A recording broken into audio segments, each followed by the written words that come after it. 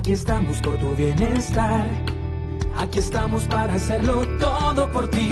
Tu salud es la razón que nos hace vibrar. No hay esfuerzo que por ti no podamos cumplir. San Vicente Fundación. San Vicente Fundación. El objetivo de esta charla es que ustedes se vayan con unas ideas, con pocas ideas en cuanto a las taquicardias de complejos anchos para que las pongan en práctica en su vida diaria. No los voy a inundar de información, espero que se lleguen cosas prácticas para la casa. En general, cuando ustedes se enfrentan a un paciente en el servicio de urgencias con un electrocardiograma en taquicardia, complejos anchos, eso es la primera parte que ustedes tienen que hacer. Ustedes miran el electrocardiograma, saben que es un electrocardiograma de una taquicardia de complejos anchos, pero eso no hace el diagnóstico. Simplemente saben que es de complejos anchos, pero no saben si depende del tejido auricular, del nodo auriculoventricular o el ventrículo. La definición de taquicardia ventricular se refiere a 3 ítems. El primer ítem es el sustrato anatómico, es decir, que la taquicardia se genere posterior a la bifurcación del haz de His. Ese es el primer elemento. El segundo elemento es que conste de mínimo de 3 o más complejos ventriculares a una velocidad mayor de 100 latidos por minuto, y esos complejos ventriculares obviamente van a tener un QRS mayor de 120 milisegundos. Eso se define una taquicardia ventricular. ¿Cómo lo podemos clasificar? Los pacientes que llegan al servicio de urgencias con un electrocardiograma con un QRS ancho. Lo primero que ustedes tienen que hacer es definirlo desde el punto de vista clínico. ¿Ese paciente cómo está? ¿Ese paciente está estable o está inestable? Definitivamente, pues, si tiene criterios de inestabilidad, que los tienen acá, ese paciente tiene que muy emergentemente restaurar el ritmo al ritmo normal de él, a un ritmo sinusal. Eso ustedes los tienen claro. El paciente inestable, el que está hipotenso, hipoperfundido, con trastorno de la conciencia, el paciente que está con una angina intensa, en edema pulmonar, o tiene una presentación mucho más severa, que es el paciente que hace un paro cardíaco súbito y si no se reanima, tiene una muerte súbita. Y todo lo contrario, es el paciente estable que está en unas condiciones tranquilas, está con palpitaciones solamente, muy raramente está asintomático, en este caso de los complejos anchos, pero el paciente está tranquilo desde el punto de vista hemodinámico. ¿Cómo más podemos clasificar a los pacientes? Es desde el punto de vista del mecanismo de generación de la arritmia. Hay 3 tipos principales de que se genera la arritmia. El principal de ellos es la reentrada, principalmente los pacientes isquémicos, por ejemplo los pacientes que hacen una cicatriz porque tienen un infarto agudo de miocardio pasado, una enfermedad coronaria. Sobre esa cicatriz hacen circuitos de reentrada y generan una taquicardia ventricular generalmente monomorfa. Al contrario, los pacientes que por ejemplo tienen un síndrome coronario agudo, que hacen una obstrucción abrupta de su circulación hacia el miocardio, en estos pacientes lo que se va a generar son diferentes puntos de automatismo, lo que pueden generar en este paciente una taquicardia ventricular pero polimorfa. Y hay un tercero desencadenante de estas arritmias, que es la actividad desencadenada, que se divide en postdespolarizaciones tempranas y postdespolarizaciones tardías. Eso suena muy enredado, pero no. En general lo que pasa es que, si ustedes recuerdan el potencial de acción, las postdespolarizaciones tempranas son las que se generan actividades eléctricas más o menos en la zona 2 de ese potencial de acción, hasta que entran a un umbral y generan una contracción ventricular y generan una taquicardia. Al contrario, las postdespolarizaciones tardías son los que se generan ese potencial de acción en la fase 3 o 4. Ejemplos tenemos de ellas en la temprana el QT largo, y en las tardías las catecolaminérgicas o las taquicardias por intoxicación digital. Cuando ustedes toman el electrocardiograma y dicen este paciente está en taquicardia, ustedes pueden clasificarlo de acuerdo a la morfología de ese QRS. En muchas formas. 1. Monomorfa, polimorfa, sostenida, no sostenida, flúter ventricular, fibrilación ventricular, taquicardia de puntas torcidas y taquicardia bidireccional. Voy a darle un ejemplo de cada uno de ellos para que nunca se les olvide y sepan clasificarlo. Primero, monomorfa. ¿A qué se refiere? Que los pacientes que tienen ese electrocardiograma, una taquicardia QRS mayor a 120 milisegundos regular, con una frecuencia mayor de 100 latidos por minuto, pero que su QRS latido a latido en una misma deriva es igualito. A eso se refiere taquicardia ventricular monomorfa. Por el contrario, los pacientes que tienen una taquicardia ventricular polimorfa son los que el QRS le van a variar latido al latido en su morfología. A eso se refiere taquicardia ventricular polimorfa. ¿Por qué se da esto? En la monomorfa simplemente tiene un foco y en la polimorfa es diferentes focos que están produciendo la arritmia, simplemente eso es lo que pasa. Hay una arritmia especial que también es polimorfa que varía que varía su morfología, pero ya no latido a latido, sino lo hace de forma cíclica, o sea que lo hace cada 5 o cada 10 latidos ventriculares. ¿Por qué cíclica? Esos pacientes, esa arritmia, cambia las puntas cada 5 o cada 10 latidos. Simplemente cambian el eje, cambian el eje, cambian el eje. A eso es lo que se llama taquicardia por puntas torcidas. Otro aspecto importante es que ustedes entiendan el concepto de una taquicardia ventricular sostenida. Es aquella que dura más de 30 segundos o aquella que colapsa al paciente. No es que colapse el paciente y ustedes esperen los 30 segundos. No, es 30 segundos en un paciente que no está colapsado o que lo colapsa inmediatamente desde los 30 segundos y ustedes tuvieron que hacer una maniobra para sacarlo de ese colapso. Eso es taquicardia ventricular sostenida. Es sumamente importante porque ahí las guías arrancan de cuándo indicar un dispositivo de un paciente, entre otras cosas, es que tenga este tipo de taquicardias. No estas taquicardias, que son las taquicardias ventriculares no sostenidas, son las que duran menos de 30 segundos y no producen ningún colapso hemodinámico para el paciente. Eso es sumamente importante porque, como vimos, son 3 o más latidos lo que define taquicardia. Aquí tienen un ejemplo, una frecuencia cardíaca mayor de 100 con un QRS mayor de 120 milisegundos. Esto es muy importante porque, miren, la prevalencia de que produce una taquicardia no sostenida en los pacientes cardiópatas que nosotros tenemos en nuestro servicio. Miren, los pacientes con una enfermedad de repercusión por infarto de agudo de miocardio solamente el 7% al 13%, pero miren los pacientes en la fase tardía de una enfermedad coronaria, del 45 al 75% de los pacientes pueden tener unos complejos ventriculares o unas taquicardias pero no sostenidas. Miren los pacientes que tienen una falla cardíaca, del 30 hasta el 80% pueden tener esto en un Holter o un electrocardiograma, y los pacientes con miocardiopatía dilatada o miocardiopatía hipertrófica llegan hasta el 50% de tener esto. Es decir, que los pacientes que tienen estas enfermedades que son muy prevalentes en nuestro medio van a tener más del 50 al 80% taquicardias ventriculares no sostenidas. Y no es criterio de colocarle un aparato. Perfecto. Eso es importante. Hay otro grupo de clasificación de las taquicardias en cuanto a su morfología, son aquellas que son generalmente tiene una velocidad mayor de 250 latidos por minuto y es difícil desde el punto de vista electrocardiográfico diferenciar cuál es la R y cuál es la T.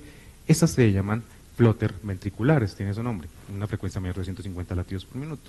Y hay otras que definitivamente no se logra diferenciar cuáles son las ondas R, cuál es la onda P.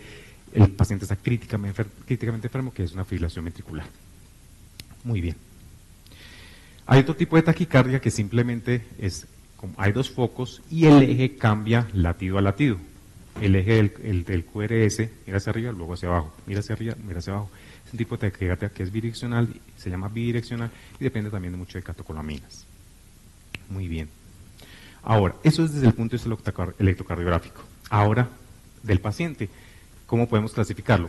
Podemos tener esas taquicardias en un paciente que tenga un corazón estructuralmente sano, mediante un ecocardiograma, puede hacer resonancia, pero generalmente lo más básico es un ecocardiograma que tenemos estructuralmente sano, o pacientes que tengan corazón estructuralmente enfermo, como que tengan una enfermedad coronaria, tengan una cardiopatía dilatada, que ustedes vieron que son los que más se presentan con taquicardia ventricular no sostenida, que tengan una cardiopatía congénita, que tengan QT prolongado, que puede ser congénito o puede ser adquirido.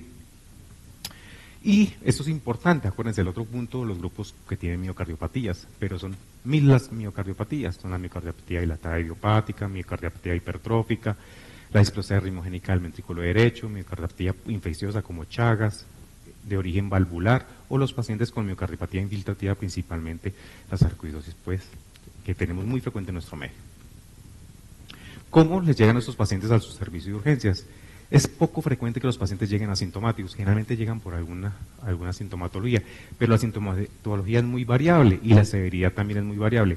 Viene de pacientes que solamente vienen por mareo o palpitaciones, o pacientes que presentan síncope, que son cosas mucho más serias, síncope o presíncope, o pacientes que tienen parada cardíaca abortada, que son los ¿cómo se define eso? Son los pacientes que usted les llega al servicio de urgencias inestables hemodinámicamente, en paro, se encuentran en taquicardia ventricular, fibrilación ventricular, ustedes cardioviente desfibrilan según sea el caso, y los pacientes se alinean. Eso se llama parada cardíaca abortada.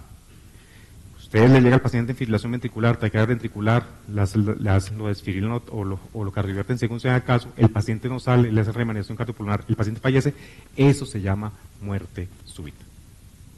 Entonces no puede existir en el diagnóstico muerte súbita, no, parada cardíaca abortada. El paciente que murió, se murió, eso es muerte súbita. Perfecto. Esa es toda la sintomatología que puede llegar a ustedes el paciente.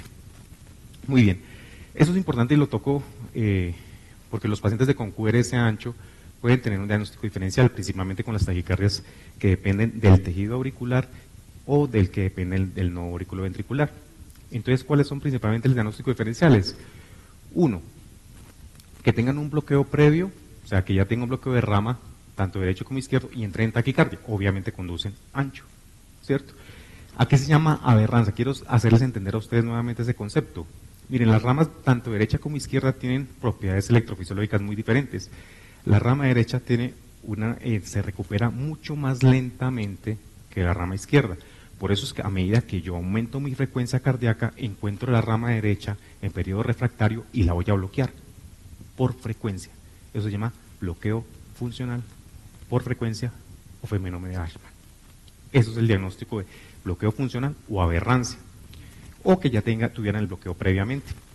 O los pacientes que tengan un haz anómalo desde la aurícula hasta el ventrículo. Entonces ese haz lo que hace es, se activa la aurícula, desde la aurícula pasa directamente al ventrículo, pero no llega hasta Purkinje, llega hasta el músculo. Y como no pasa por el tejido especializado de conducción, el QRS no es estrecho. En el ventrículo empieza a despolarizarse célula a célula, músculo a músculo, y eso es lento. Por eso es que el QRS de esos pacientes es ancho cuando baja por la vía accesoria de la aurícula al ventrículo, porque no lo hace por medio de un tejido especializado. Sin embargo, cuando ustedes se enfrentan a un paciente que tiene un electrocardiograma de complejos anchos, el 80% de posibilidades que tienen con ese paciente es que sea una taquicardia ventricular. Y ese 80% se puede incrementar si su paciente tiene antecedente de una cardiopatía o su paciente tiene un antecedente de una enfermedad coronaria. Se puede incrementar hasta cerca del 90%.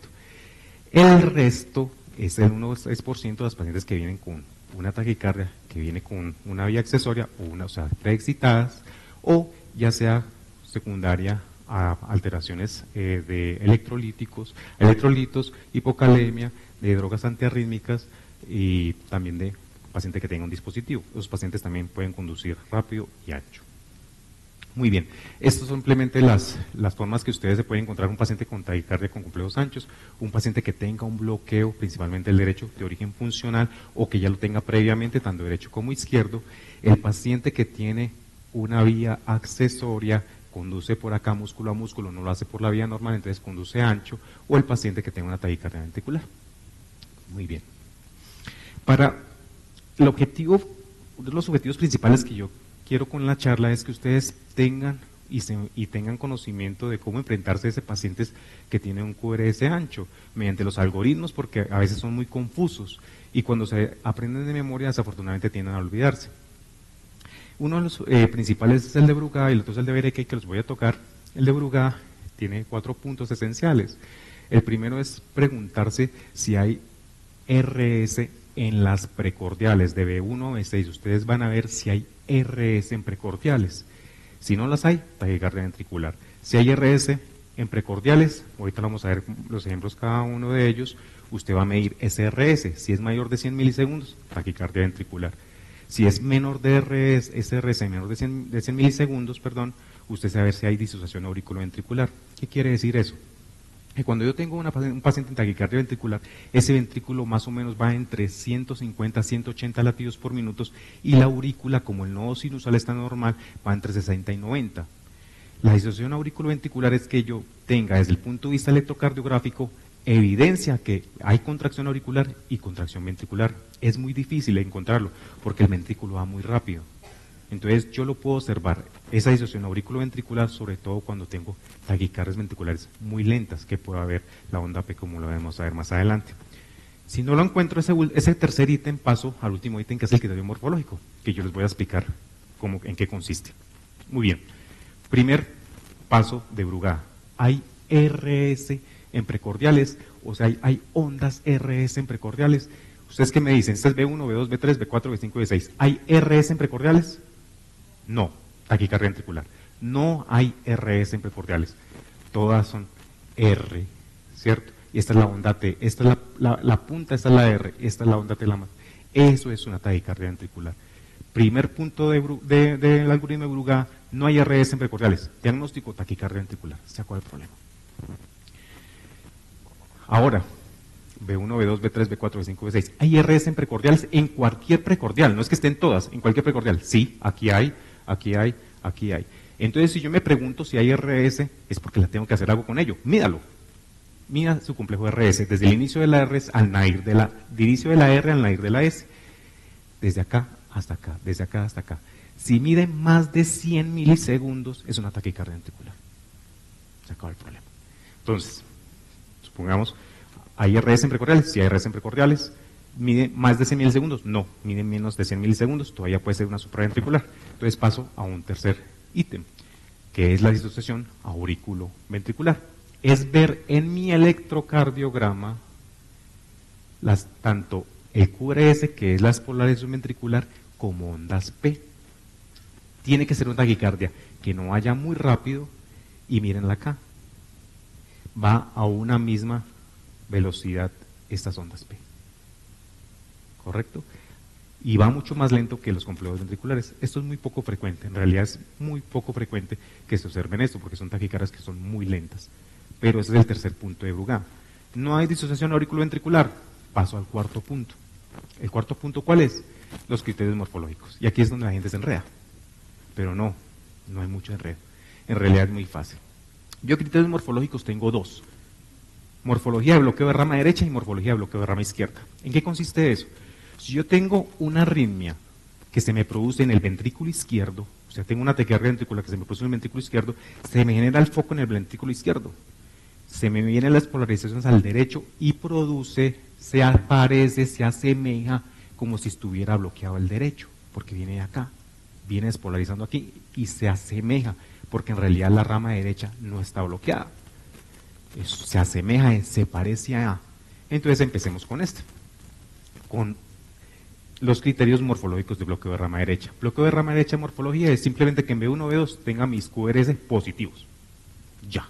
Eso es criterio morfológico de bloqueo de rama derecha. Cuando yo tengo cuando yo tengo complejos positivos en B1 y B2, yo tengo que ver tanto B1 como B6, cuando tengo bloqueo de rama derecha. Entonces, yo puedo tener tres características de esos complejos ventriculares.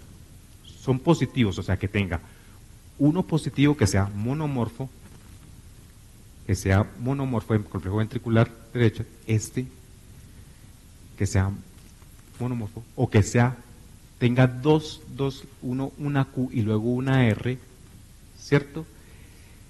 Eso me dice que el paciente tiene una taquicardia ventricular. ¿Por qué? Porque si yo tengo un complejo que tiene una R pequeña, una S y luego una R, la probabilidad que venga supraventricular es mucha. ¿Por qué? Porque este primer vector es el vector septal. Es el vector septal. Tengo un bloqueo de rama derecha. Luego viene el vector que se me está alejando, que es la Q. Y luego otra vez el vector que se me acerca del resto del ventrículo que viene despolarizándose. Por eso es cuando yo tengo esto y tengo en B6 trifásico también, una Q, una R, el diagnóstico es que el paciente tiene una taquicardia supraventricular con aberrancia. En cambio, si yo tengo morfología de bloqueo de rama derecha, monofásico o bifásico, y me voy a B6, y la R y la S es menor que 1, o sea, la R es mucho más pequeña que la S, es diagnóstico de taquicardia ventricular. O sea que en realidad es muy fácil el criterio morfológico del bloqueo de rama derecha. Es que tenga monopositivo en B1, que sea monofásico o bifásico, y allá en B6, RS menor que 1, diagnóstico de taquicardia ventricular. Si yo tengo trifásico positivo, pero trifásico y trifásico en B6, el diagnóstico es taquicardia supraventricular, muy probablemente por aberrancia, o que tenga un bloqueo previo o funcional, o que tenga una vía accesoria. ¿Correcto? Ese es el criterio morfológico bloqueo de rama derecha. Ahora el bloqueo de rama izquierda. Como les digo, cuando tengo el bloqueo de rama izquierda, todavía está constante el vector septal. Entonces es el primer vector, ese es el vector septal normal. Hay una S y puede haber una R'. La gran diferencia cuando yo tengo un criterio morfológico bloqueo de rama izquierda es si yo bajo por ortodrómico, cuando dicen ortodrómico es normal, por el tejido normal. Si yo bajo por el tejido normal, mi QRS es estrecho, ¿cierto? En cambio, cuando yo genero esta morfología, pero del ventrículo, que en este caso, como es morfología bloqueo en rama izquierda, viene del derecho, como viene del ventrículo, yo les mencionaba que eso es músculo a músculo y eso ensancha las ondas. Por eso es que los criterios para definir cuando yo tengo una morfología de bloqueo en rama izquierda, o sea que mis componentes en B1 sean negativos, es que mi R mida más de 30 milisegundos. Que la rama descendente de esa S tenga una escotadura o notch. Y que cuando yo mido desde la R al nadir de la S, mida más de 70 milisegundos.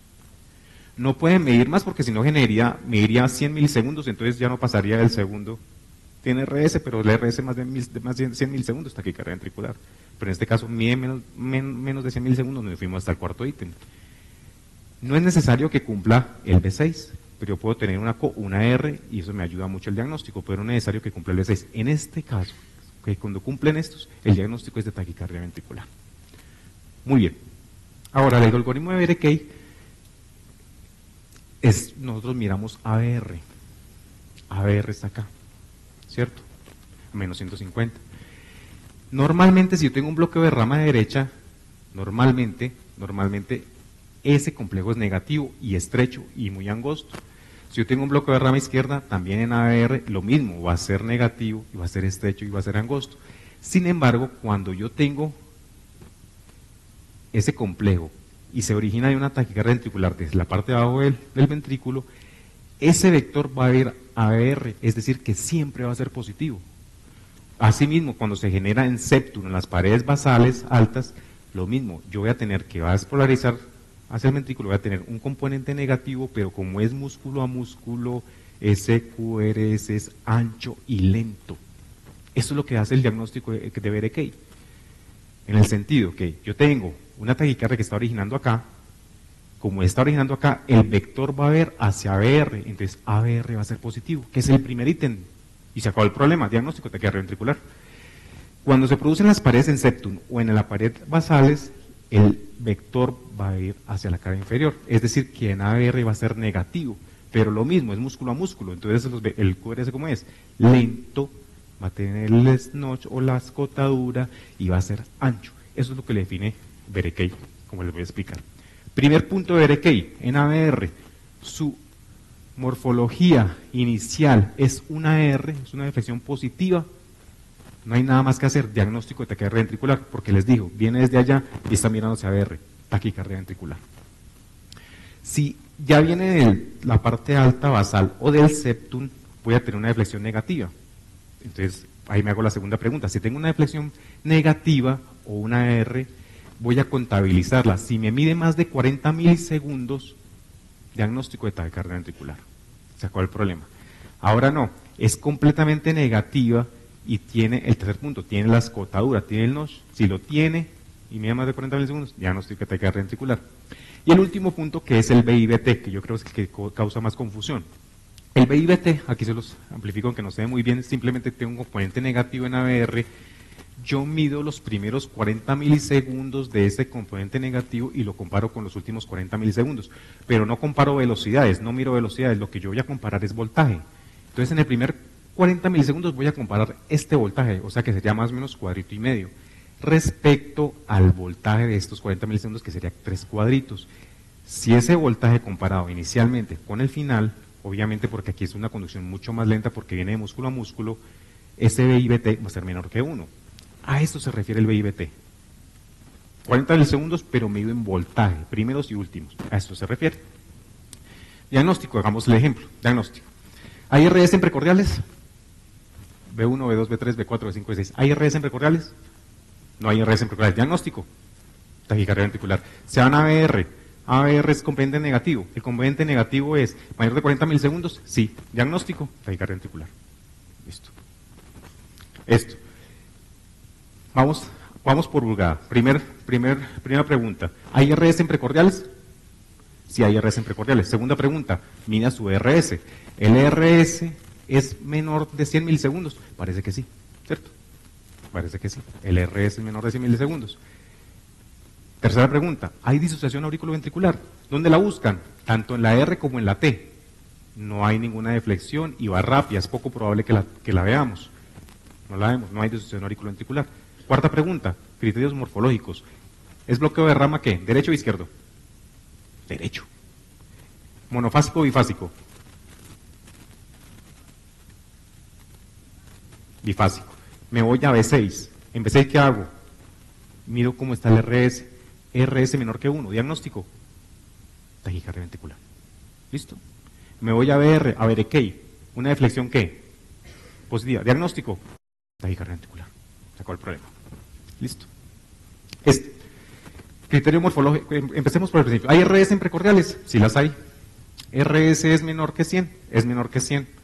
¿Hay disociación auriculoventricular? No hay disociación auriculoventricular. Cuarto, morfológico. ¿Bloqueo de rama qué? Izquierdo. Izquierdo. Entonces voy a ver el RS de esa morfología, si les aumento. ¿Cuánto mide la R? 80 milisegundos. Esta es la escotadura. Y medir de aquí 1, 2, 3, casi 3 cuadritos y medios. Mide más de 110 milisegundos el RS. Diagnóstico. Taquicardia ventricular. Listo. Fácil, criterio morfológico. Este es un caso de la vida real, un paciente que nos llegó la semana pasada, 91 años. Llegó por palpitaciones, hemodinámicamente estable, se le quitó solo. Llegó y se le quitó. Pero se alcanzó a tomar el electrocardiograma. Entonces vamos a ver. Primero, esto yo creo importante porque mire que viene a 10 mililitros por milivoltio, 25 minutos por segundo. Esta es la misma, pero a una voltaje menor. Tengan cuidado en eso. Ojo con el voltaje, ¿cierto? Sin embargo, nos sirve para el ejercicio. Primero, ABR. Tiene una deflexión pequeña R al inicio, pero ¿se acuerdan que tiene que medir de cuánto? Más de 40 milisegundos. Entonces, mide más de 40 milisegundos. Diagnóstico. Taquicardia ventricular. Ahora nos vamos a Brugada. B1. ¿Es monofásico o bifásico? ¿Es un bloque de rama? Derecho. ¿Es monofásico? Sí, monofásico. Me voy a B6. ¿RS menor que 1? Diagnóstico. Taquicardia ventricular. Muy fácil. Muy bien. Este es un hombre con 38 años que consulta por palpitaciones. Le colocaban adenosina de urgencias, no salió. Le colocaban metoprolol, no salió. Le colocaban amiodarona y salió. Ese era el diagnóstico, el electrocardiograma que tenía. Eso es de la vida real, los pacientes de aquí de San Vicente. Entonces vamos a ver ABR. ABR tiene una deflexión ¿qué? Positiva. Diagnóstico. Taquicardia ventricular. ¿Cierto? Me voy a B1, B2, B3, B4, B5, B6. ¿Tiene una morfología de bloqueo de rama? Derecha. ¿Monofásico o bifásico? Bifásico. Me voy a B6. RS menor que 1. Diagnóstico. Taquicardia ventricular. ¿Listo?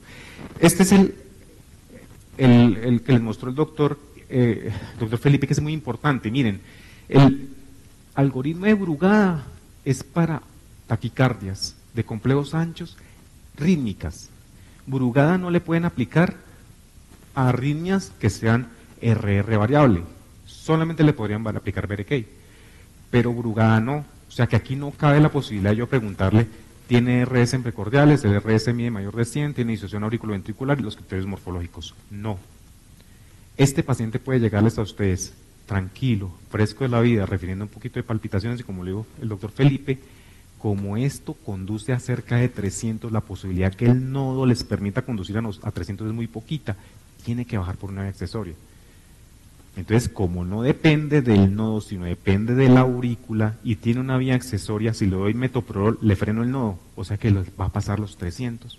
Si le doy un calcitagonista, le freno el nodo, le va a pasar los 300. Le doy adenosina, le freno el nodo, le va a pasar los 300. Le doy amiodarona, le freno el nodo, le va a pasar los 300. No, se muere. Lo tienen que cardiovertir. Perfecto. Por último, los latidos de de fusión y de captura. Este es un latido de captura que QRS, simplemente que en la taquicardia ventricular hay un QRS muy estrecho, normal, que hace suponer que el paciente que tiene un latido que viene del nodo sinusal. Eso es el diagnóstico también de taquicardia ventricular, o la unión entre un latido de fusión, que es de un latido que viene del tejido ventricular y uno del auricular, y no a un complejo tan ancho ni tan angosto como el normal. Es un latido de fusión. Eso es el diagnóstico de taquicardia ventricular. Por último, quiero mencionarle 3 cositas en cuanto al tratamiento. Primero, tratamiento de urgencia. Si ustedes tienen una paciente con taquicardia de complejos anchos, estable, y ustedes no pudieron definir con el algoritmo, ni con Brugada, ni con Vereke, y qué era, porque no les dio, porque el programa era feo, no dieron. ¿Cómo lo tratan? Como si fuera una taquicardia ventricular, muchachos. Trátenlo como si fuera una taquicardia ventricular. Opciones, él está estable. Opciones, las guías europeas de arritmias ventriculares te dan las opciones de colocarle amiodarona o hacerle una cardioversión eléctrica a pesar de que esté estable.